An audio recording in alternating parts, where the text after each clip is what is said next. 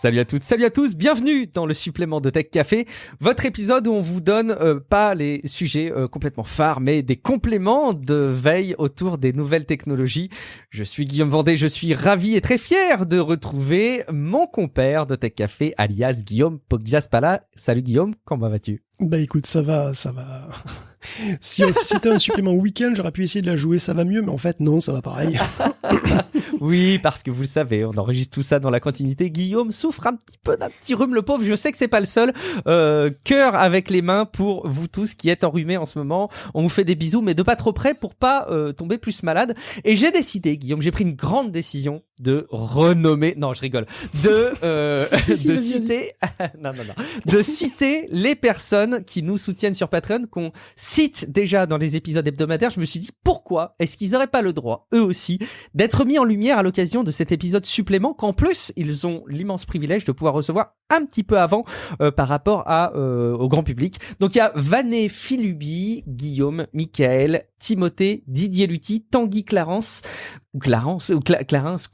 Julien, Vinel. Merci beaucoup à vous, en tout cas, qui avez fait la démarche d'aller sur patreon.com/techcafé et de soutenir Tech Café à la hauteur de quelques euros par mois. Vous profitez en échange d'un flux sans la pub du chapitrage des épisodes et donc du présent épisode supplément semaine après semaine, quelques jours à l'avance. Merci beaucoup à vous qui ne soutenez pas encore Tech Café de l'envisager, mais je vais pas aller plus loin que ça dans les intros. J'ai fait le truc vital, le truc le plus important, c'est d'encenser les personnes qui nous soutiennent parce qu'on a plein de choses à partager dans cet épisode. On va parler d'Apple. Quel épisode n'est pas savoureux en abordant des sujets autour d'Apple? On va parler d'écologie, de changement climatique et de décisions technologiques qui y sont liées. Encore un petit peu d'intelligence artificielle parce qu'on n'a jamais trop d'intelligence artificielle et de composants. Guillaume, on commence tout de suite avec Apple qui a une lubie. Une fois de plus, elle se manifeste. Ils luttent. Ils luttent contre quoi? Ils ont le courage, Guillaume. Ils luttent contre les boutons, les interfaces mécaniques. Dis-nous tout. Oui, l'iPhone 15 Pro serait sans aucun bouton. Voilà, c'est tel un biactol des temps modernes. Apple veut éradiquer les boutons physiques. Voilà, il remplacerait tout par des boutons à retour haptique, des zones à retour haptique plutôt. Donc je vais choquer personne avec mon profil de technopapy, mais moi j'aime bien les boutons, tu vois, j'ai eu un smartphone à clavier, les BlackBerry me manquent. Non, je déconne, c'est pas vrai. Les BlackBerry me manquent pas, les écrans tactiles ça va, je me suis habitué, mais je sais pas si c'est juste moi, mais sentir les boutons sous mes doigts pour régler le volume à l'aveugle dans une poche, moi je trouve ça plutôt pratique. On s'habitue, tu vois, la configuration des boutons, ça peut être utile. Et puis je l'avoue, voilà, c'est satisfaisant, non? Un clic sonore comme ça. Mais si, avouez-le, et puis moi j'ai un clavier mécanique depuis quelques temps, voilà, donc il est très très bruyant ce clavier mécanique, surtout par rapport à mon ancien clavier, mais je sais pas. C'est donc ça. Je me posais la question l'autre fois. Oui. Et oui, c'est tu l'as lui. pas fait toi-même. C'est lui, non, je l'ai pas fait moi, mais c'est vrai, c'est un clavier mécanique qui fait plus de bruit, mais ça me gêne pas, je trouve ça étrangement satisfaisant, tu vois, j'emmerde le monde avec mes clac, mais et alors, oui, je vais dire quoi, je passe tellement de temps à taper des trucs sur un clavier que je peux bien m'accorder ça, non? Qui êtes-vous pour m'enlever ce plaisir sensuel du clac et du clic? C'est Apple, vous nous enfermez dans un monde aseptisé, sans bruit, un monde anesthésié de toute sensation trop intense, un monde sans aspérité, totalement lisse comme un écran d'iPad, sans bruit, sans mécanique, et non, moi je crois que je suis trop physique en fait pour cette marque. Et toi? En fait, je suis un peu comme toi, Guillaume, et je me réjouis pas forcément de ne plus avoir ce sentiment de clac-clac et de clic sur les boutons, notamment de volume et de boutons de power. En fait, le bouton d'accueil, je trouve que ça avait été bien fait. Le passage d'un bouton physique à un bouton théorique quelque part qui simulait un bouton mécanique avec un retour haptique, c'était plutôt bien fait. C'était quand même pas aussi confortable qu'un vrai clic. C'était quand même plus durable parce qu'il y a eu plein de problèmes avec les boutons physiques à l'époque. Mais c'est de manière générale, je suis assez d'accord là-dessus. Je pense que ça risque de manquer. Il n'y a pas ce même feeling. Je leur fais confiance sur le fait de bien le faire, mais j'ai pas forcément beaucoup d'envie de passer à de l'haptique sur les boutons volume et power. Et je rebondis juste sur ton clavier physique parce que si je te demande si tu l'as fait toi-même ou pas, c'est que il y a une chaîne YouTube que j'aime beaucoup. C'est la chaîne Abrège. Donc c'est beaucoup de la fabrication avec imprimante 3D, de l'électronique. C'est assez bien fichu. En plus, les vidéos sont très belles et c'est traité dans plusieurs vidéos. Il a fait un projet. Il a fait son propre clavier mécanique et il a d'ailleurs cité dans ses vidéos plein de chaînes YouTube et même de comptes Instagram qui sont vraiment du clavier mécanique porn à souhait. Donc si le sujet vous intéresse, allez jeter un coup d'œil. Si vous êtes comme Guillaume et que vous aimez absolument les claviers mécaniques, vous allez avoir des chouettes ressources là-dessus. Apple qui veut quitter La Chine, mais bon, c'est quand même pas évident, Guillaume, parce que la Chine, on va pas se mentir, c'est un marché aussi. Oui, enfin, c'est pour la fabrication, parce qu'il a eu des petits soucis, tu sais, avec iPhone City, là, de Foxconn ces derniers temps. Les mouvements de révolte, lui auraient quand même coûté potentiellement 6 milliards de chiffre d'affaires pendant la période cruciale de Noël dernier. On en a parlé maintes fois. Bon, c'est une motivation pour diversifier ses chaînes d'approvisionnement. Entre autres, évidemment, parce que bon, la Chine, les États-Unis, tout ça. Donc, diversifier, oui, mais où? Alors, l'Inde est une piste. D'après le Financial Times, ça semble plus facile à dire qu'à faire parce que il rapporte qu'un sous-traitant indien d'Apple aura un taux de rejet de 50% pour les coques d'iPhone. Alors qu'en Chine, c'est 0%. Donc, les Chinois, évidemment, ils ont déjà l'habitude des boulots demandés, ils sont habitués aussi aux clients et au rythme, aux exigences d'Apple depuis 20 ans, voire plus. Ils ont une culture qui est aussi très volontariste. Ils disent presque tout le temps oui, et souvent ils poussent le zèle à faire le boulot en moins de temps que prévu. L'Inde, c'est différent. C'est pas du tout la même manière de fonctionner, et puis manifestement, il va falloir que les boîtes sur place s'adaptent. Et peut-être aussi qu'Apple s'adapte de son côté, parce que il est peut-être un petit peu trop gâté, peut-être un petit peu trop habitué à voir ses cas de volonté faites par, dans l'heure, peut-être réviser un petit peu ses exigences, je sais pas. L'objectif, c'est quand même 25% de production en Inde en 2025, c'est pas dans la poche. Le gouvernement indien pousse fort. Il veut quadrupler son secteur électronique d'ici 3 ans. Et il n'y a pas que l'Inde, d'ailleurs, puisque Foxconn s'étend lui-même d'ailleurs au Vietnam. Après un bail de 50 hectares en août dernier, il y a un nouveau bail de 45 hectares qui vient d'être signé pour une usine à Bac Giang, un hub industriel tech vietnamien. Donc ce serait 30 000 employés, 300 millions d'investissements sur la table, potentiellement pour fabriquer du MacBook et de l'Apple Watch. Donc, ça avance petit à petit. Entre 0% et 50%, il y a de la marge, j'allais dire, quand même. Non? Oui, non, mais après, à un moment, ce sera acceptable, probablement, bien sûr. Ouais. Bon, 0%, c'est vraiment pas beaucoup. Ils savent y faire, quand même, en Chine. Un petit mot aussi de la virtualisation sur Mac, et en tout cas, de l'utilisation d'applications, voire de Windows avec Parallel Desktop. Bah oui, si vous avez un Mac M1 ou M2 et Windows 11 qui vous manque, ça vous démange, vous pourrez bientôt utiliser Parallels pour avoir le meilleur des deux mondes sur votre machine. C'est-à-dire Windows 11 et macOS, sur la meilleure puce ARM du marché, évidemment. Alors, le meilleur des deux mondes, c'est vite dit, parce que justement, les puces M1 et M2, elles sont super, mais enfin, c'est du ARM. Et donc, Windows 11, ce sera Windows on ARM. Ce qui veut dire que, bien sûr, toutes les applications Windows non natives devront être émulées, ce qui donne pas toujours forcément le meilleur du monde Windows. En plus, des soucis de performance pas au top. Il y aura aussi peut-être des problèmes de drivers, parce qu'il va falloir des drivers ARM adaptés, et ça va poser souci, surtout pour les jeux en gros, mais bon, voilà, c'est mieux que rien. Parallels 18 donc va rendre simple la possibilité d'avoir les deux OS, et tout sera automatisé, le souci du TPM, du Secure Boot, du monde PC qui sera pris en charge pour passer sur Mac. Bientôt, bien sûr, vous serez aussi obligé d'avoir une licence Windows pour rester dans les clous. Il n'y a rien de spécifique de ce côté-là, Microsoft n'a rien annoncé. Les pros peuvent utiliser déjà une licence pro standard de Windows 11, donc ça veut dire que les particuliers pourront sans doute faire de même, donc voilà, pourraient utiliser Windows 11 tranquille, a priori. Tant mieux, quelle bonne nouvelle. Un petit mot autour de Qualcomm, un partenaire historique sur certains aspects pour les constructeurs de smartphones d'ailleurs. Qualcomm annonce donc deux choses en fait. Ils annoncent effectivement le Snapdragon 8G3 et puis le nouveau modem X75. Alors on va commencer par le modem qui sera équipé donc 5G Advanced. Et là je me suis posé la question, c'est quoi en fait 5G Advanced ? Parce que trouver des infos sur le 5G Advanced, c'est quand même une tannée. Alors le marketing standard évidemment c'est plus mieux meilleur, voilà, surtout pour l'internet des objets et la réalité mixte. Ok, donc on a coché les cases de hype, et après, je sais pas trop. Donc quand on va sur le site de la 3GPP, l'organisation qui s'occupe de normaliser tout ce bordel, on se rend compte que la 5G Advanced, en fait, c'est la release 18 du standard, et qu'elle est en fait en pleine étude. Pour l'instant, on est au Stage 2 Freeze, donc voilà, donc en gros, il gèle une partie des nouveautés, des révisions. Il faudra attendre la fin de l'année pour entrer en Stage 3 Freeze, et seulement en 2024 pour être en Coding Freeze. C'est-à-dire qu'en gros, on pose des stylos et ça sera considéré comme fini. Sachant que la release 19, qui va arriver après, de la 5G est toujours en cours d'étude. Donc pour le moment, en réalité, le 3GP aligne lui aussi les études sur comment adapter la 5G à peu près à tous les trucs à la mode.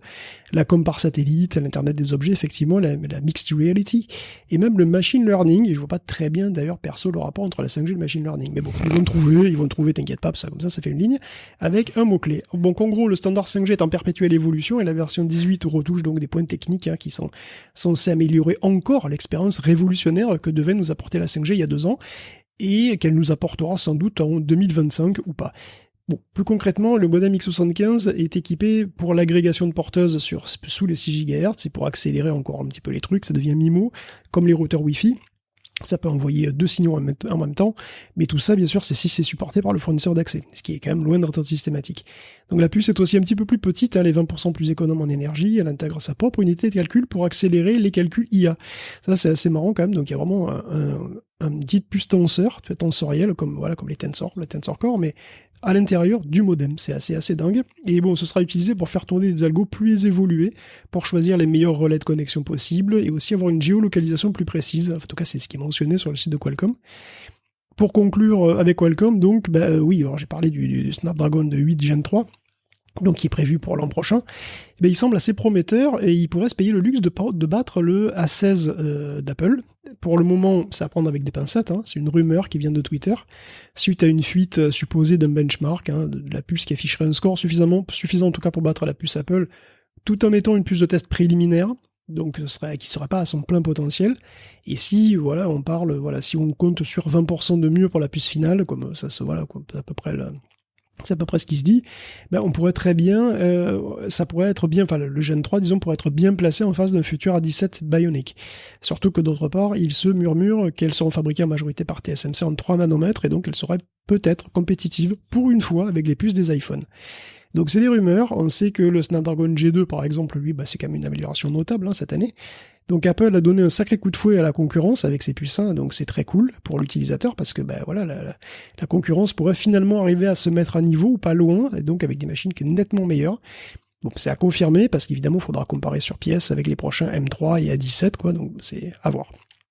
Il faut comparer sur ce qu'on a entre les mains et pas sur de la théorie, donc on verra effectivement. Mais bon, c'est une possibilité en tout cas. Un petit mot autour des propositions d'Apple en matière de mixed reality. Le Reality Pro serait peut-être présenté à la WWDC, à savoir en juin, Guillaume. Oui, alors mais justement, t'as tout dit, c'est ça qui me fascine. Donc c'est une micro-news que relaye Bloomberg. Le Reality Pro pourrait être dévoilé à la WWDC d'Apple la prochaine, donc pour une sortie officielle en fin d'année. Et maintenant, il reste plus à savoir quand ce sera le WWDC. Et en fait, on ne sait pas. En général, c'est en juin, c'est vrai, mais là, on ne sait pas. En juin.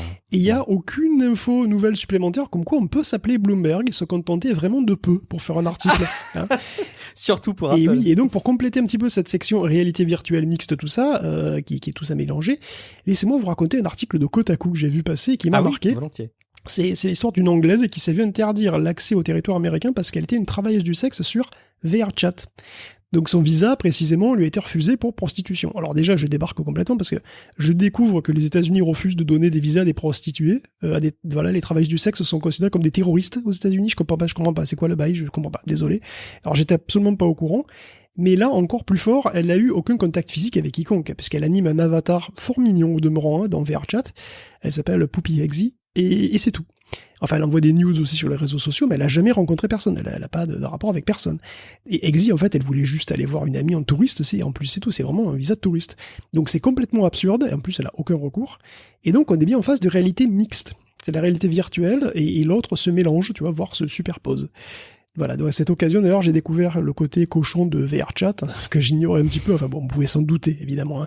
Le porno VR, c'est loin d'être une nouveauté, mais bon. Il existe quand même un package pour VRChat, un add-on spécifique pour me permettre des pénétrations sur VRChat, ça coûte $10. Il y a aussi un add-on pour ajouter de la physique aux parties molles, pour des cas d'usage que je vous laisse imaginer. En tout cas, le génie humain ne cessera jamais de me fasciner. Ouais, c'est très étrange effectivement. Alors moi je connaissais pas du tout pour le coup et je découvrais ça, mais effectivement ça donne du grain à moudre sur le fait que demain le métavers mélangera la réalité et le virtuel. Mais alors bon, là c'est peut-être aller un petit peu tôt et un petit peu trop vite pour les conclusions à l'arrivée, en tout cas aux frontières américaines. Merci Guillaume pour cette petite section Apple.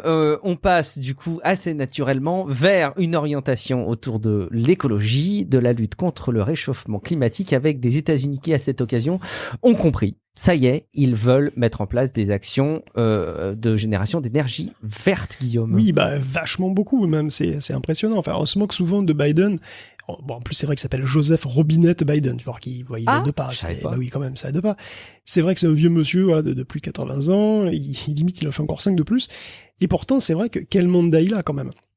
quel mandat présidentiel il a, c'est incroyable. Rien que la guerre commerciale avec la Chine, la guerre par procuration avec la Russie, en plus de tous les soucis internes aux États-Unis, hein, la lutte contre les opioïdes, l'ultra-polarisation, etc.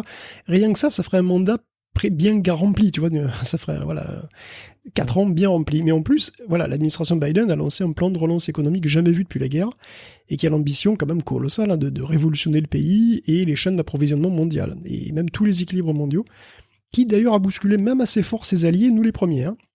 Donc je pense que les livres d'histoire retiendront Biden quand même au moins pour ça, même si ça rate, au moins pour avoir tenté de changer profondément la face du pays et de le faire changer de siècle, quoi, de dépasser l'ère du pétrole, pour tenter d'en faire une nouvelle superpuissance des énergies renouvelables. C'est un contraste vraiment saisissant avec son prédécesseur d'ailleurs, hein, puis qui avait plus ou moins tout misé sur le pognon rapporté par les hydrocarbures non conventionnels, et qui avait d'ailleurs tout défoncé, vraiment tout défoncé pour ça.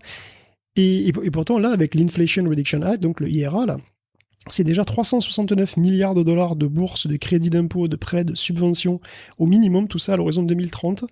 Et cette manne rend les États-Unis irrésistibles pour les industriels, qui alignent projet sur projet sur le territoire américain, et ça pourrait même aller encore au-delà. Parce que les US étant les US, évidemment, les prêts peuvent être revendus, les investisseurs peuvent s'inclure dans le processus, et d'après le Crédit Suisse, les dépenses publiques pourraient atteindre 800 milliards avec la totalité du paquet IRA, et si tu inclus les fonds privés, si tu mets encore en plus les fonds privés, tous les investisseurs qui pourraient arriver, ça pourrait aller jusqu'à 1700 milliards de dollars. C'est pharaonique, hein, c'est une somme qui peut changer la face d'un pays. Et c'est le but. Le but, c'est de conserver la suprématie des États-Unis sur l'électronique, avec le CHIPS Act hein, en particulier, de transitionner le pays vers des énergies renouvelables, mais bien au-delà, c'est même de faire des États-Unis le premier producteur de composants pour ce secteur, à la place de la Chine. Le but, c'est de devenir une superpuissance des énergies renouvelables, de vendre au monde entier des panneaux solaires, des batteries, au lithium ou au zinc, hein, des types d'éoliennes, des solutions pour l'hydrogène aussi. Tout ça en maîtrisant toutes les étapes de la production, de l'acier pour les pales, de l'acier même pour faire les bateaux qui vont faire les plateformes offshore, passant par le lithium et jusqu'à la fabrication sur place des panneaux solaires. Et tout ça en sourçant des matières premières soit directement aux US, soit en allant chercher chez des alliés de confiance, tu vois, en gros pas vers l'Est, quoi, donc pas en Chine ni en Russie, ni tout ce qui tourne autour. Donc voilà, les sommes et les efforts engagés sont vraiment immenses. Après, le chantier, il est au moins tout autant, hein, parce que pour l'instant, la Chine, elle est producteur numéro 1 des panneaux solaires et aussi de batteries, entre autres, et c'est bien tout le problème. D'autant que la Chine, elle aussi, elle investit à donf pour se verdir et conserver son avance. Hein. Donc c'est une véritable escalade d'investissement et d'industrialisation. Alors les analystes de Wood Mackenzie estiment que même avec l'IRA, donc l'Inflation Reduction Act, les US ne feront que 13% des batteries au lithium à l'horizon 2030. Et chez Deloitte, on n'est pas plus optimiste. Donc ça va être pas facile, ça va être pas rapide. Même en interne, c'est-à-dire dans le pays, les projets de centrales rencontrent déjà des résistances. Hein. Puis bon, c'est pas comme si la politique américaine, tu sais, c'était apaisé, serein et rationnel. Donc bon. Alors si vous vous demandez par ailleurs d'ailleurs s'il y a sur Terre suffisamment de lithium, de dysprosium, de néodyme, ou juste d'acier, d'aluminium pour construire tout ce qu'on voudrait, la réponse est oui. Selon un article de MIT Technology Review, il y a suffisamment, en tout cas, des 17 des matériaux les plus utilisés, y compris les terres rares, pour se permettre même le scénario de décarbonisation le plus ambitieux. Et même, les extractions sont rentables dans le sens où elles dégagent pas suffisamment de CO2 pour qu'ils ne puissent être amortis par leur usage à la place de solutions énergie fossile. Alors, il n'y a pas que des bonnes nouvelles. Hein. La mauvaise nouvelle, c'est que il va quand même falloir se fendre d'extraire tout ça. Ça va avoir des coûts. Ça va avoir des coûts financiers, évidemment, des coûts environnementaux. Parce qu'une mine, c'est pas très beau, il faut défoncer un écosystème riche pour la faire, c'est un vrai problème, hein, ça peut être polluant, s'il y a des gens à proximité, il y a un problème social qu'on peut aussi avoir avec des ouvriers qui sont sous-payés, mal protégés, si on emploie des enfants, etc. Bon, il y a des défis, on va dire. Après, je sais pas si on a vraiment l'option de ne pas les relever, quoi, tu vois, on est en février, on est déjà en sécheresse. Pas plus tard qu'hier, j'ai lu un article qui révisait la montée des eaux et les points de bascule pour la fonte des glaciers, je sais pas si t'as vu. Je sais pas si t'as vu ça sur France Info, ça se passe un peu partout. Ils estiment que la bascule sera autour de 1,8 degrés de plus que l'ère pré-industrielle. Nous, on est déjà entre 1,2 et 1,3. Et entre maintenant et 2050, la montée des eaux serait estimée entre 50 cm et 1,40 m. C'est dans moins de 30 ans. Hein. Et du coup, COP ou pas COP, moins de 4% des scientifiques croient encore que l'objectif de 1,5 degré est réalisable. Et on commence à se dire que 2 degrés, ce serait pas mal comme objectif, tu vois. Donc on est pas très très bien. Du coup, Biden et son IRA, écoute, peut-être qu'ils échoueront, peut-être que ce sera un demi-échec, on sait pas, mais bon, au moins il aura essayé. Voilà, pour plein de raisons. En tout cas, il aura essayé il aura essayé de transformer son pays. Et rien que pour ça, moi, je dis bravo, papy. C'est bien, bravo. Je sais pas, ce sera suffisant effectivement. Et puis il y a une telle inertie au sujet de ce réchauffement climatique aussi quand on s'y intéresse. C'est qu'au-delà du mouvement et des écarts de température et donc du coup par exemple le mesure de hauteur de niveau de la mer que tu évoques, il y a le fait qu'une fois que le truc est lancé, ça s'emballe et que c'est de plus en plus compliqué de lutter. Là c'est un nouveau, tu sais, c'est comme souvent ces derniers temps. Ils ont révisé des modèles, ils ont inclus des trucs plus sophistiqués, tout ça. Et puis en général, chaque fois qu'ils révisent un modèle, c'est pire. Donc Ouais. On se demande s'il faudrait pas lâcher l'affaire, du coup. Ce serait peut-être plus simple. Comme ça augmenterait plus.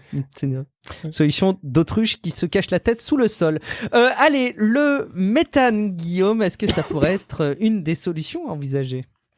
Oui, c'est vrai que écoute, l'éco-anxiété a des effets étranges, selon les gens. Certains sont galvanisés et puis ils veulent lutter à fond contre le changement climatique.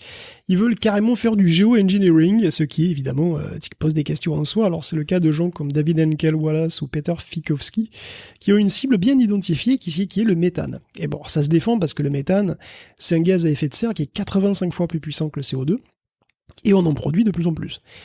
Et en plus, il y a une solution assez simple apparemment pour virer le méthane, c'est envoyer des aérosols de chloride de fer.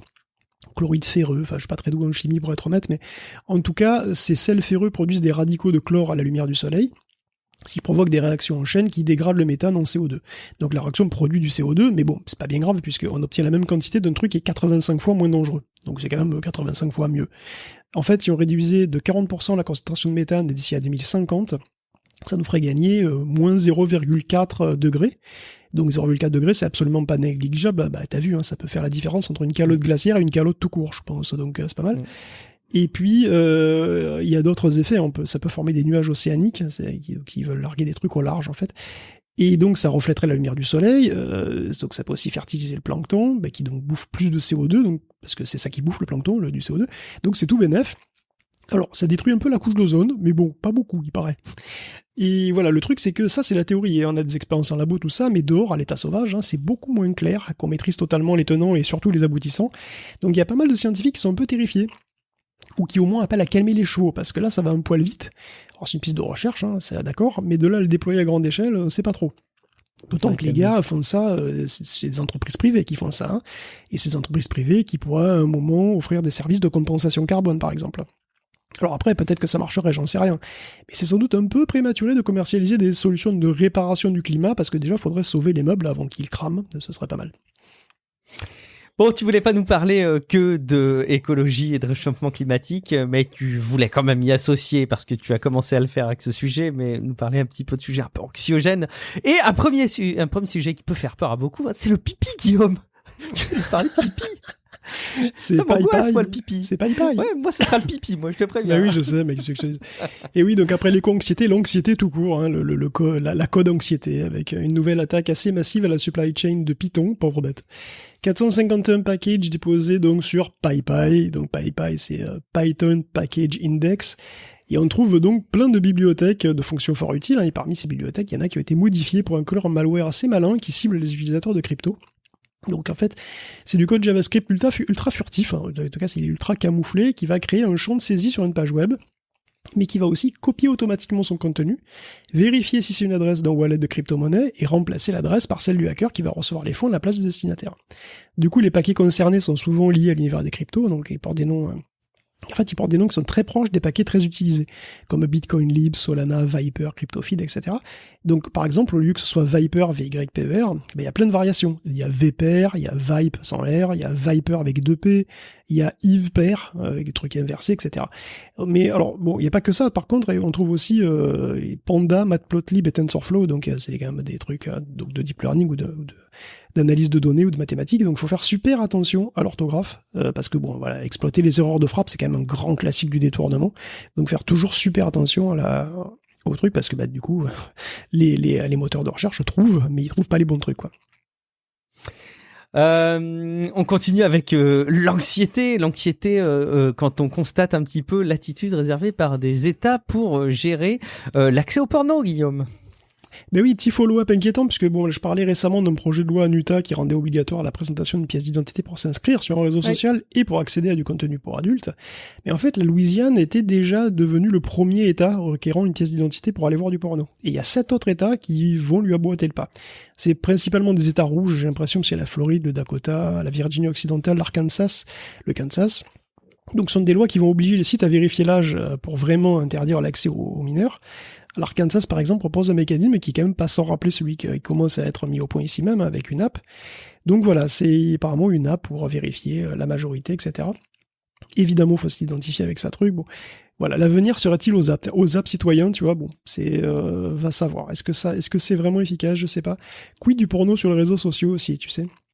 J'ai vu récemment qu'il y a un bon tiers des ados qui vont même pas sur les grands noms du secteur. Ils vont sur Reddit, apparemment, ça semblerait suffisant. Hein. Ils vont sur les réseaux sociaux, tu trouves, et bon, bah voilà. Est-ce que un jour il faudra une app, tu sais, pour s'authentifier avant d'aller sur Reddit? Je sais pas, ça serait saoulant. Enfin, ça serait vraiment saoulant. Je suis curieux de voir comment ça va évoluer tout ça. Ouais, la longue traîne des services un peu plus confidentiels qui couvriront peut-être une grosse partie des visites, surtout si les grands et les piliers sont pénalisés sur des accès un peu difficiles avec des apps d'authentification, des trucs comme ça. On verra. On continue à parler d'intelligence artificielle. Alors je dis continue non pas parce qu'on en a parlé dans cet épisode, mais parce que on en parle souvent dans Tech Café et donc voilà, ça ne s'arrête pas. Même dans l'épisode supplément de Tech Café, on parle d'intelligence artificielle. À commencer par des éditeurs qui font un peu comme CNET. Hein. Tu nous avais parlé de cette expérience de CNET qui visait à diffuser des articles qui étaient d'ailleurs au final pas forcément très satisfaisants, mais rédigés par une intelligence artificielle. Oui, on parlait de qu'est-ce qu'on valorise dans l'écriture, tout ça, enfin, les questions, quoi. J'étais parti un peu loin, en fait, presque en philosophie. Et en fait, finalement, qu'est-ce qu'on valorise dans l'écriture? On va pouvoir se poser la question assez vite, parce qu'il y a déjà des quiz, par exemple, artificiels, qui sont rédigés par une IA sur BuzzFeed.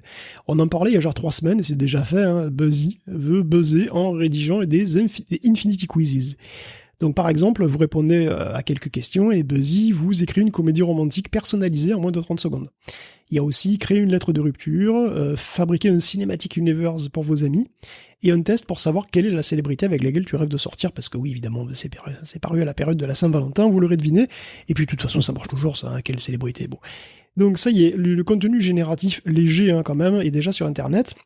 À chacun de voir si ça vaut le coup de passer du temps à écrire, à lire plutôt une rom-com algorithmique, hein, pourquoi pas après tout, si on n'a rien de mieux à faire, je sais pas. Plus problématique, le contenu génératif moins léger aussi se développe et avec toujours pas mal de soucis, puisque oui, on se souvient des déboires de CNET, hein, qui avait publié des dizaines d'articles truffés d'erreurs. Et ben, cette fois, c'est Menself qui se fait épingler, et encore une fois par futurisme. Et franchement, c'est pas glorieux parce que la publication, donc c'est publication pour nous les hommes, n'est-ce pas, Menself, a osé quand même a osé utiliser une IA pour rédiger un article sur la santé, et il contenait encore des erreurs graves. Alors Menself, ok, c'est pas le New York Times, d'accord, mais enfin bon, c'est quand même un nom connu, et quand tu publies un article intitulé « Ce que tout homme devrait savoir sur la baisse de testostérone », bah t'es sûr que ça va être lu par beaucoup de gens, tu vois. Et donc c'est complètement irresponsable de publier ça tel quel, alors que ça s'est fait démonter par le médecin-chef du centre médical de Washington. Enfin, bon, ils ont pris lui, mais bon, je pense que n'importe quel toubib, à mon avis, peut te démonter ça, parce qu'il y a quand même pas moins de 18 erreurs. C'est un scandale. Alors, ce que ça révèle en réalité, c'est que Menself est un petit peu dans la même situation que CNET, c'est-à-dire pas ouf. En 2020, tout le monde a été viré, et en décembre dernier, la rédaction ne comptait que 5 employés, dont 2 à temps partiel. Donc autant dire qu'il n'y a personne pour tenir la boutique, et que la tentation d'avoir un peu d'aide gratuite, elle est très forte. Le souci, c'est que les collègues robots sont pas du tout fiables, et que voilà, quand tu fais une publication, faut peut-être choisir d'investir dedans, quoi. Donc ça, c'est un vrai gros souci, quoi. La presse morte de faim, ça fait évidemment une presse de mauvaise qualité, et c'est terrible. C'est pas une bonne direction qui est prise. Dommage. On continue là aussi avec les intelligences artificielles, mais cette fois-ci plutôt, notamment avec la voix, Guillaume, avec le doublage. Ben oui, on s'en sort pas. Le supplément, ce supplément, un supplément de news sur l'intelligence artificielle. Et oui, les IA qui prennent les boulots, ben oui, ça, on en a déjà parlé. Ça va à une vitesse incroyable. On a à peine le temps de s'inquiéter. C'est fini, tu t'as plus à t'inquiéter, parce que c'est déjà fait. Voilà. Là, c'est les doubleurs.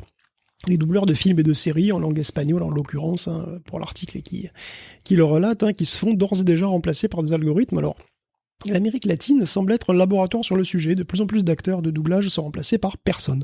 On leur demande d'entraîner un modèle de deep learning qui peut ensuite les remplacer totalement. Donc à la base, il y a des boîtes comme DeepDub, donc Deep Dub Dubbing.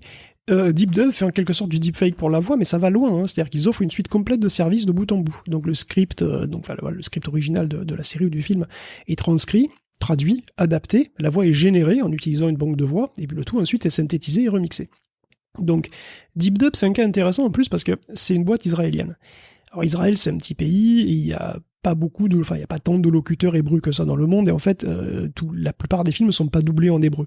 La plupart des productions internationales restent en version originale et sous-titrée pour les Israéliens, et DeepDub permet de créer du contenu doublé en hébreu à la demande. Donc c'est vrai que c'est pas mal, et c'est pareil pour d'autres langues ou d'autres territoires qui sont d'ordinaire peu localisés. Et de ce côté-là, c'est plutôt positif. Après, les effets secondaires, ils arrivent assez vite, puisqu'il n'y a plus besoin d'humains pour doubler chaque langue. Non seulement la piste originale suffit, mais on peut parfaitement conserver la voix de l'acteur original dans une autre langue. C'est incroyable. Donc Morgan Freeman peut parler espagnol. Morgan Freeman, il a 85 ans, mais si tu veux avoir la voix de 45 ans de Morgan Freeman, il n'y a pas de problème. Il pourra doubler un film même mort, puis comme on en parlait la semaine dernière, ça posera pas plus de soucis. Et à côté de ça, les pros du doublage ne sont plus requis, enfin en tout cas plus, sauf pour régler les algorithmes qui vont les remplacer littéralement le lendemain. Il y a une démo sur le site de DeepDub qui est assez bluffante. En fait, il y a une émission de bagnole doublée en français qui est pas mal. Enfin, je veux dire, c'est le phrasé classique du reportage TF1, tu sais. C'est genre, depuis la nuit des temps, l'humain est obsédé par la vitesse. Pour certains, l'addiction dure toute une vie. Voici machin bidule, légende des motos super trop puissantes. Bon, voilà, c'est un style insupportable. Enfin, c'est un style, donc le style insupportable est conservé, en tout cas en français, parce qu'en anglais, en fait, c'est le même phrasé. Et il y a aussi la version allemande et la version espagnole. C'est vraiment...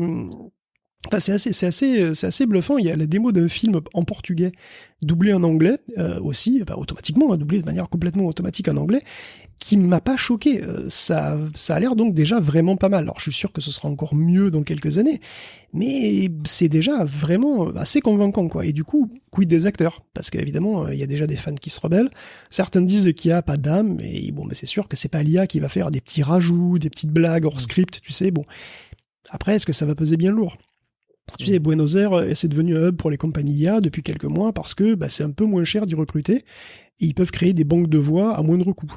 Mais quand je dis moindre coût, c'est $50 les 10 000 mots, tu vois. Donc c'est sans doute assez pour avoir une voix de plus dans la base de données à proposer aux clients, quoi. Donc c'est quel mal barré, quoi. En attendant d'aller chercher les algorithmes, peut-être solliciter Guillaume sur les voix de vos reportages si vous écoutez cet épisode et que vous réalisez des reportages. Ouais, je peux essayer la voix 7 à 8, je peux essayer, je pense que je peux faire ça. Tu pourras nous tenter ça. Ouais, je pensais aux voix de Capital aussi, Zone Interdite, qui ont rythmé certains de mes dimanches. Je sais pas pourquoi est-ce qu'ils se forcent à parler comme ça, tous, c'est assez marrant. Alors ça, j'avais cru voir passer des articles sur le sujet, mais effectivement, t'as raison, ça peut être un beau sujet. Si vous avez des billes là-dessus, ça peut être intéressant, effectivement. Et c'était ce moment. Non, j'y arrive pas en plus. Moi, je sais pas faire ça. Alors, attends, le truc sur le Go. Attends, le truc sur le Go. Tiens, le prochain sujet, c'est sur le Go. On va essayer. Alors, les IA sont fortes, mais pas forcément invincibles.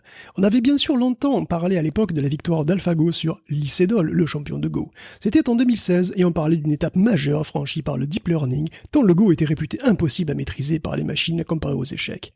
L'explosion combinatoire est tellement plus rapide dans ce jeu que l'approche calculatoire ne marchait pas.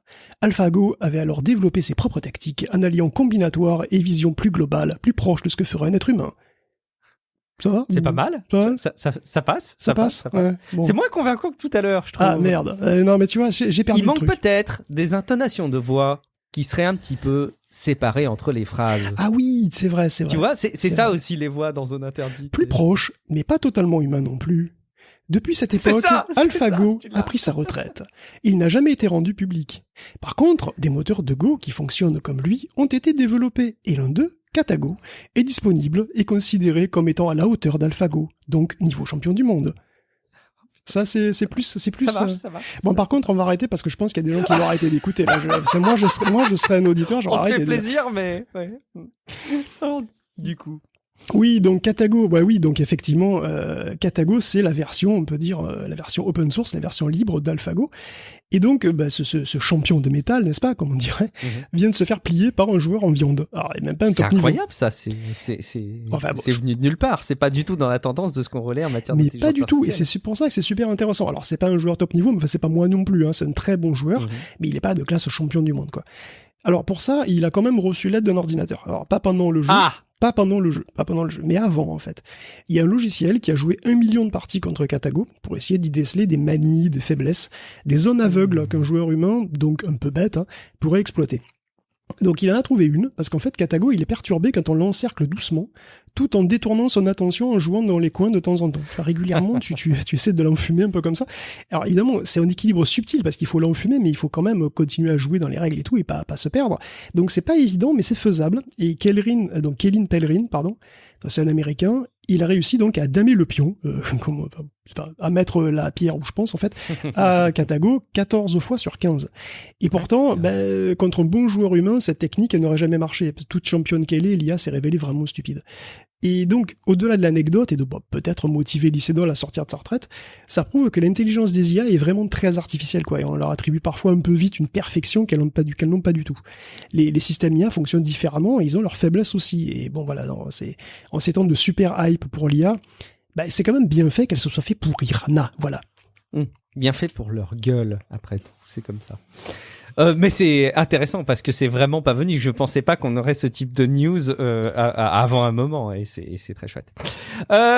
Bon, tu nous parles aussi de temps en temps, Guillaume, comme tu nous parles beaucoup du traitement des images, des myriages, tu nous parles aussi de temps en temps des vaccins, des petits virus qui sont insérés dans les images pour protéger leur génération et leur reproduction. C'est aussi là-dessus que vient la news suivante.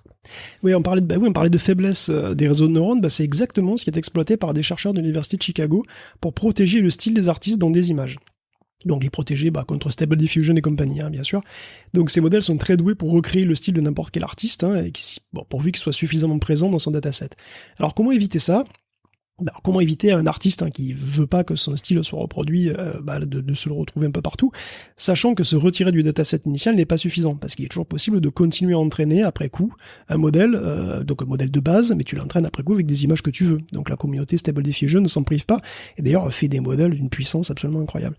Bon, en 2020, SoundLab avait donc de la même université de Chicago, avait donc diffusé un logiciel qui s'appelait Fox, qui permettait d'altérer des photos de soi pour empêcher les algos de reconnaissance faciale de fonctionner.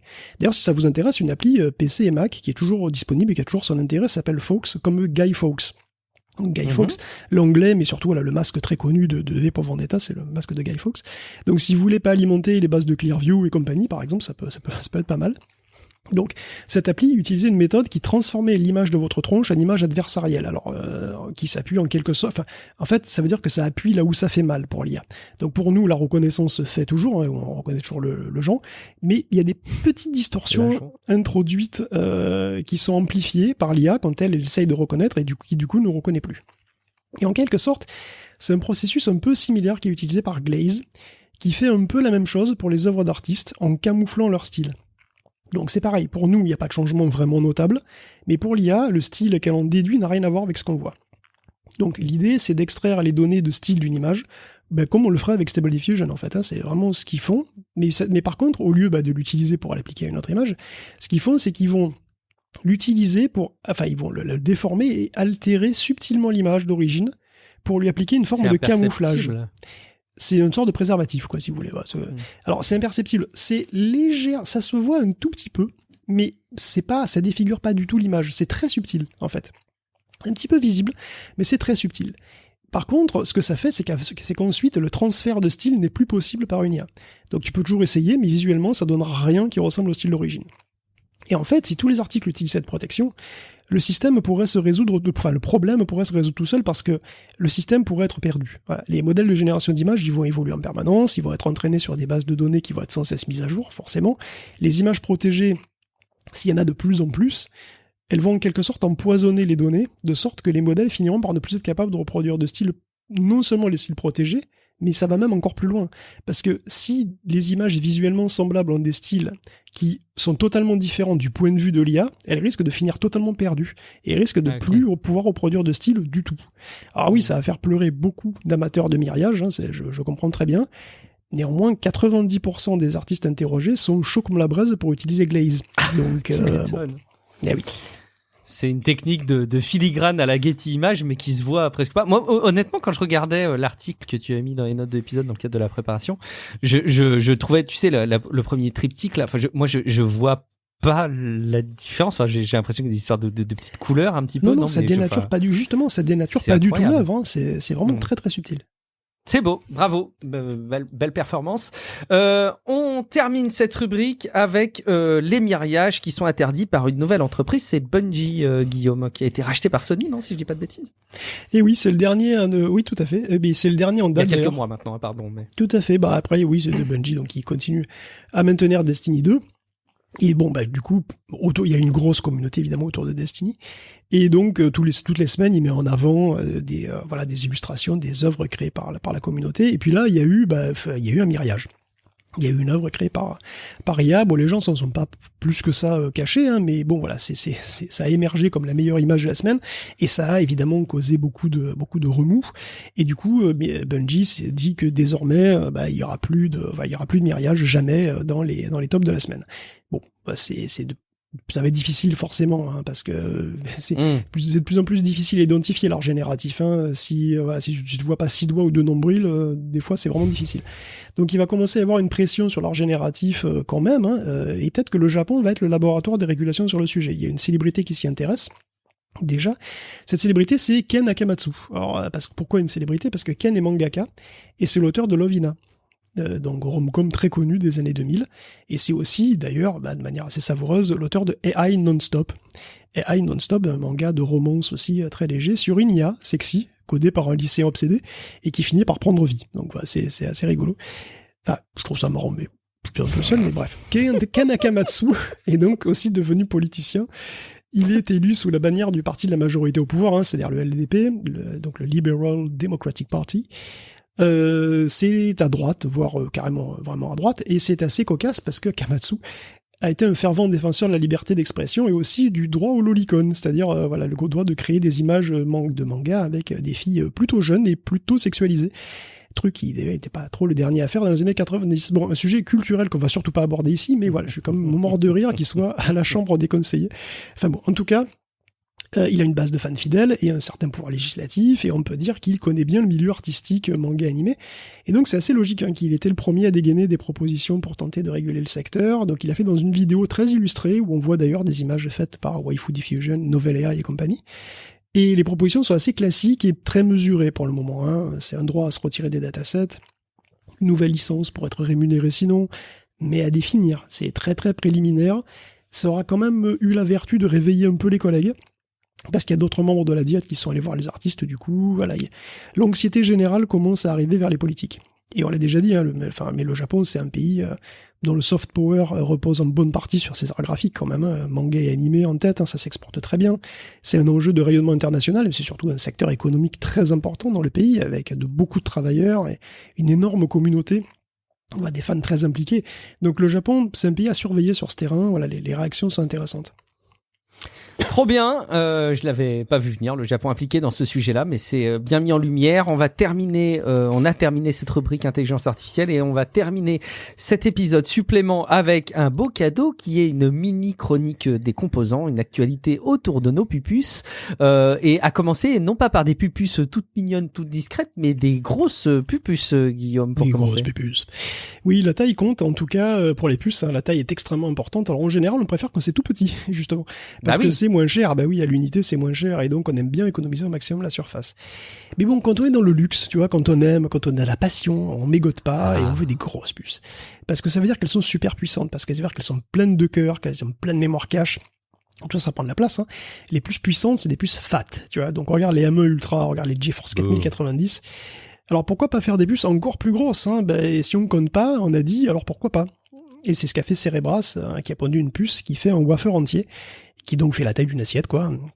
Bon, j'ai déjà parlé plein de fois de Cerebras parce que c'est fascinant et c'est original, hein. La plupart des supports ordinateurs alignent des CPU multicœurs avec des grosses GPU. Donc avoir un super ordinateur avec un seul processeur, mais complètement démesuré, c'est assez unique.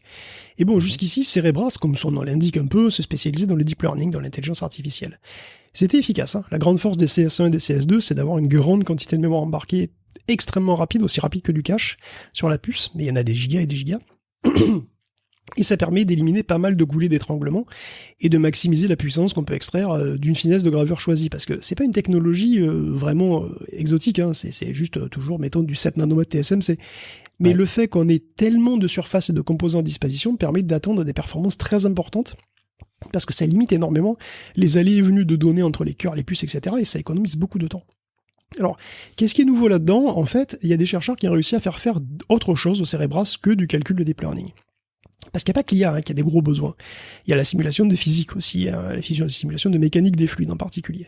La météo, tu nous avais expliqué. Exactement, mais que ce soit pour la météo, pour l'ingénierie aussi, pour tout ce qui est l'aviation, pour ce qui est les voitures, ou pour ce qui est... les applications sont innombrables, hein. Voilà, c'est vraiment extrêmement commun, et quand on arrive à multiplier par 470 les performances de sa simulation, on est content, et on se dit même que ça pourrait tout changer. Alors, la simulation en question comportait 200 millions de cellules, il a été exécuté par le superordinateur Joule. Et Joule, c'est pas un CPC, hein, c'est quand même le 52... Non, pas lui. Non, c'est un truc, voilà, qui fait ça et qui sait calculer. Donc c'est même le 52e plus puissant ordinateur du monde. Et malgré ça, le CS2 de Cerebras et sa grosse puce sont allés 470 fois plus vite. Donc ça fait passer des simulations monstres en temps réel, en fait, hein, voire plus vite que réel, au lieu de prendre des semaines. Donc pour le moment, ça reste un travail de recherche. Il faut généraliser un peu les algorithmes, donc que ça soit vraiment utilisable en production, mais ça pourrait être une véritable killer app. Ça veut dire que finalement, ce type de superpuce, c'est quand même un moyen d'extraire toujours plus de performances de processus industriels qui, eux, s'améliorent de moins en moins vite. Donc Cerebras, c'est peut-être une voie pour un futur où le calcul de performance utilisera majoritairement des puces monstres, qui n'ont plus rien à voir avec celles de nos PC, hein, des super machines plus exotiques. Et finalement, on reviendrait un petit peu dans les années 80-90 finalement, avant que tout ne se standardise autour de clusters Xeon. On avait des machines qui étaient faites sur mesure et qui étaient vraiment exotiques et vraiment marrantes. Et peut-être qu'on va devoir revenir là-dessus pour, toujours pareil, maintenir la loi de Moore. Après tout, à fond derrière la loi de Moore, à fond. On fait un petit tour du côté, alors d'un cœur, mais pas d'un cœur de processeur, du kernel de Linux, parce que le kernel Linux intègre encore la compatibilité avec des puces qui n'ont plus forcément lieu d'être, Guillaume. Et il faut mettre à jour tout ça. Oui, c'est là que j'utilise l'occasion de parler de Litanium. Tu te souviens de Litanium, Guillaume ? Pas du tout.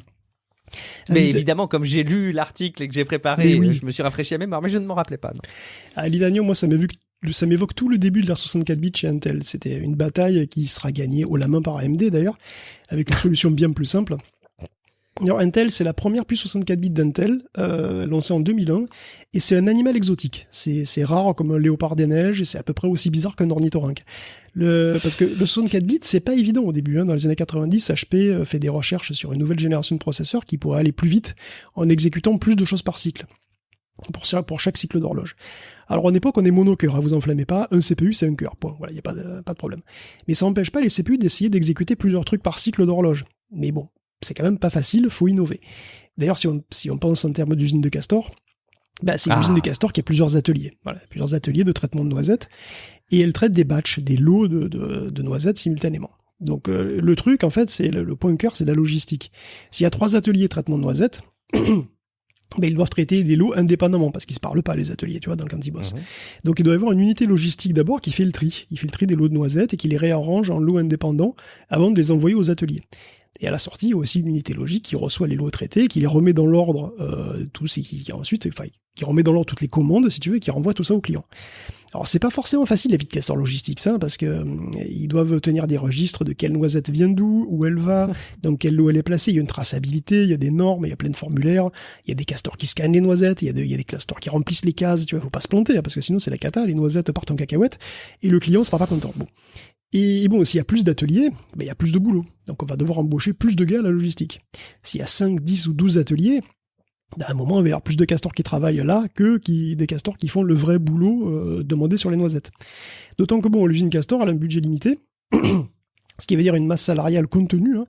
Une masse salariale qui doit être efficace, faire plus avec moins, limiter les pauses, bon, enfin, tu connais la chanson, quoi. Voilà, bref, les castors qui remplissent des formulaires, c'est des castors qui bossent pas sur les noisettes, et comment faire pour remettre tous ces gras de papier au boulot?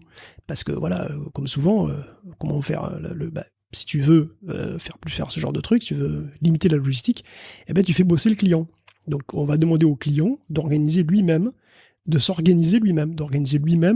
batchs de noisettes. Donc le client devra dorénavant envoyer lui-même des lots de noisettes prêts à être traités directement. Et ça le saoule, le client. C'est vrai, c'est chiant, parce que c'est du boulot en plus avant d'envoyer aux usines. Mais en contrepartie, on double le nombre d'ateliers.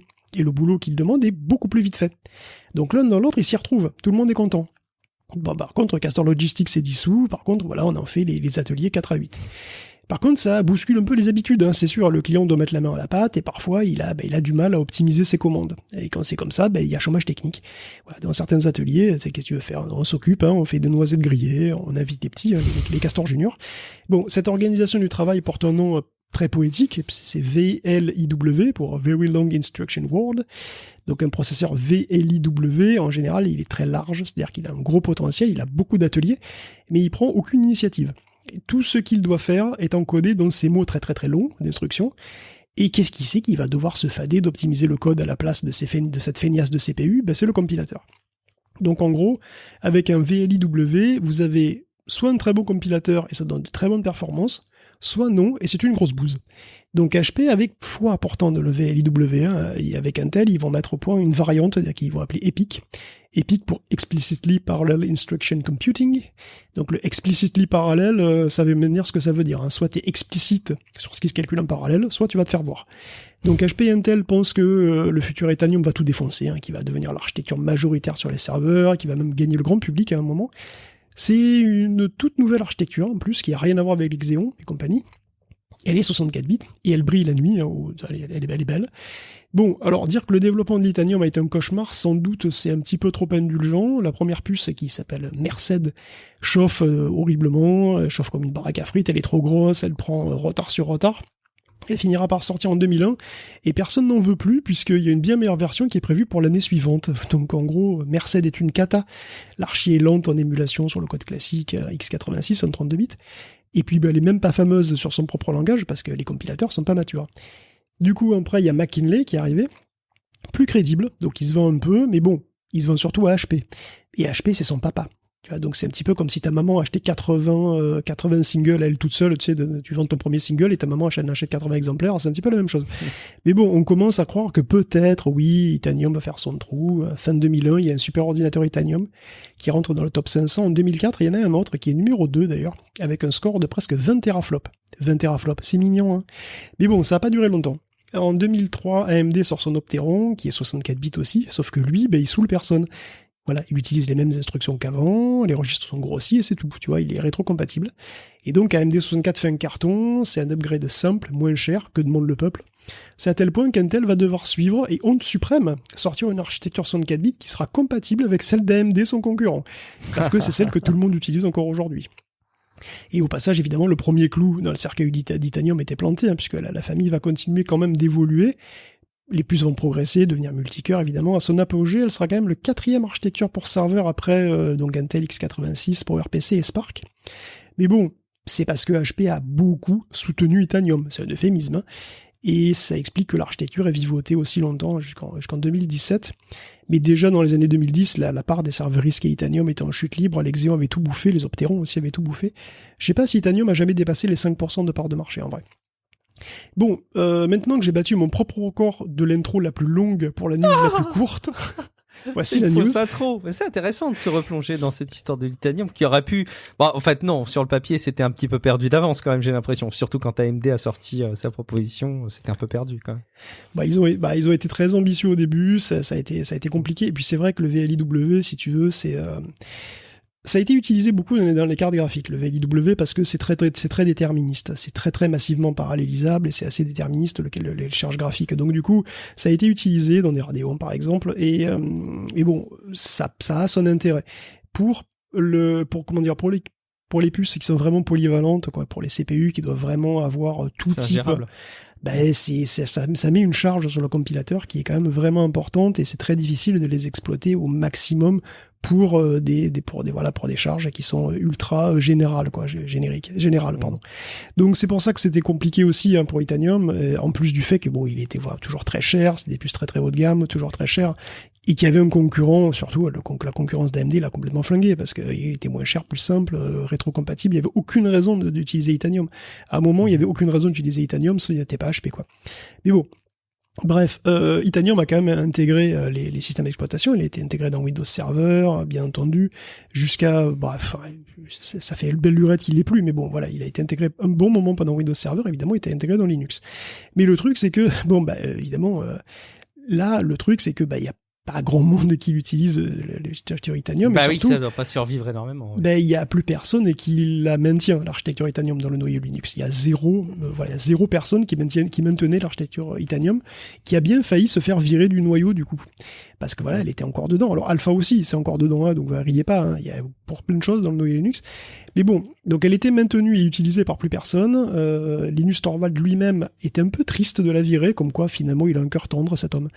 Oh. Et bon là, miracle, un unique gars, un physicien qui s'occupe aussi de Debian, s'est porté volontaire pour maintenir Itanium dans le noyau, en tout cas pour Debian. Et le mec a même un serveur Itanium dispo pour le test. Alors, un serveur Itanium, je pense que c'est une sorte de cryptide aujourd'hui, une sorte de cryptide informatique, tu vois. C'est très très très très rare. D'ailleurs, si vous avez un processeur Itanium chez vous, c'est collector. Hein. Si vous d'ailleurs le jetez pas. Si vous voulez le jeter, envoyez-le moi parce que c'est vraiment très très rare. Ça peut se vendre cher. Je sais pas, mais non, mais serait rien que pour la collecte, avoir un Itanium, ça m'éclaterait. Bon, enfin, si c'est un serveur de 70 kilos, je sais pas ce que je vais en faire, mais si c'est un processeur, en tout cas, ouais, ça m'intéresse. Le processeur, il m'intéresse. Bon. Mais bon, voilà, Itanium n'est pas tout à fait mort. Il bouge encore un tout petit peu. Ça ne tient plus qu'à un fil. Et voilà, peut-être cette bonne âme passera le flambeau à son fils, qui ensuite, et peut-être que l'Itanium se transmettra de génération en génération jusqu'à la fin des temps, c'est-à-dire vers 2050 à peu près. Oh. Merci pour cette rétrospective historique et pour avoir éclairé la finalement assez courte vie de l'Itanium, mais qui a vécu assez longuement pour arriver jusqu'à ici. Et puis on termine avec Aurora. Avec Aurora. Aurora presque Borealis pour Intel, Guillaume. Ben oui, puisqu'on parle d'Intel, on va finir sur Intel avec son test qui s'est révélé un succès. Il a testé son Borealis. Bravo. Borealis qui est un galop d'essai pour Aurora, et oui, Aurora Borealis, vous l'avez, ben oui. C'est beau. N'est-ce pas? Aurora, c'est le super ordinateur Intel qui doit tout déchirer, et voilà, mais qui est aussi super en retard, et il doit comporter pas moins de 10 000 lames de serveur. Donc chaque lame, c'est 2 Xeon SP et 6 GPU dans chaque lame. Putain, si je dis pas la lame, elle doit peser un nanomort.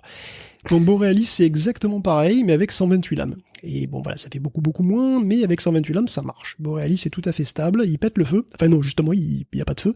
Donc c'est très bien, et l'idée maintenant, c'est d'en aligner plein des trucs comme Borealis pour avoir un Aurora complet. Donc voilà, parce que normalement, si ce bloc marche bien, le reste devrait rouler, hein, donc ils sont quand même assez optimistes. Alors bon, la machine complète fait quand même 600 tonnes et 2 terrains de basket, donc il y a encore la place de s'emmêler dans les câbles. Ouais. Mais bon, normalement, voilà, Aurora devrait pointer à l'horizon. Ok, magnifique. Écoute, on se réjouit. Merci beaucoup, Guillaume. Ça avance en tout cas. Merci beaucoup à vous qui avez écouté cet épisode supplément avec des sujets très divers. Et si vous avez besoin de vous arrêter un petit peu sur des sujets autour de la désinformation, et puis évidemment l'incontournable actualisation de la formation autour de l'intelligence artificielle, rendez-vous dans l'épisode hebdomadaire de Tech Café. C'est l'épisode précédent dans le flux du podcast. On compte sur vous pour parler de Tech Café à votre entourage, à vos collègues, à vos amis et peut-être à votre famille. Peut-être que vous avez des amis autour de vous qui se posent la question un petit peu justement de quelle est la portée de Story Killers, ces révélations en matière de l'industrie de désinformation.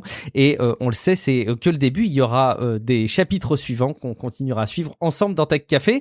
Merci évidemment d'envisager le soutien sur Patreon, patreon.com/techcafé, qui nous permet bien évidemment de garantir la pérennité du podcast. En attendant, vous pouvez nous retrouver à titre individuel. Guillaume, où est-ce qu'on peut te retrouver? Moi, on peut peut-être me retrouver sur VRChat pour discuter, pour discuter, bien sûr, voilà. Très bien. Écoute, peut-être moi aussi, mais on le fera pas ensemble, Guillaume. Mais peut-être moi aussi, va savoir. Et sinon, si jamais vous me retrouvez pas sur VRChat, vous pourrez me retrouver sur Mastodon, mastodon.social/Guillaume Vendée. Le lien est dans les notes de l'épisode. Merci beaucoup pour votre fidélité. On se donne rendez-vous dans quelques jours pour un prochain épisode de Tech Café. Ciao à toutes et à tous. Ciao à tous.